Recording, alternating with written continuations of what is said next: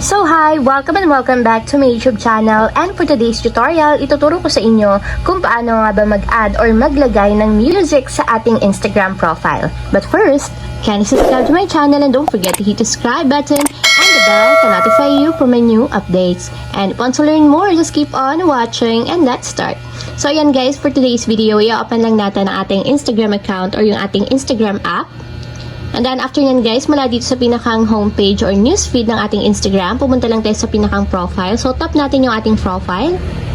And then mula dito sa profile ng ating Instagram guys, itap nyo lang dito yung edit profile. So tap natin.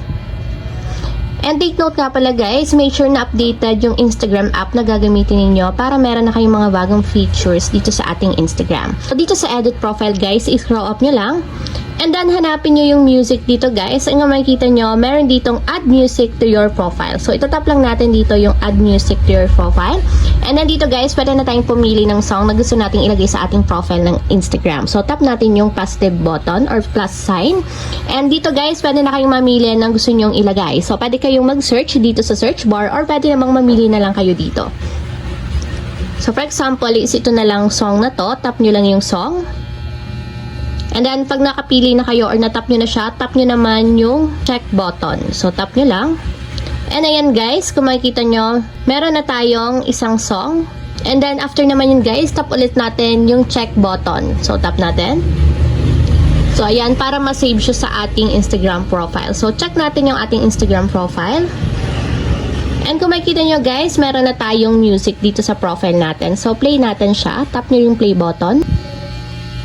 And guys, nagpe-play na siya. So, yan yung purpose ng music sa ating Instagram profile. So, yan yung mag-a-appear sa ating timeline once na may nag-open or nagbukas ng ating Instagram profile. So, mga kanta yan na pwede nyong ilagay. So, ayun lang guys. Ganun lang kasimple kung paano nga ba mag-add ng music sa ating Instagram profile. If you have a question, kindly comment down below and don't forget to hit the subscribe button and the bell to notify you for my new updates. And thank you for watching!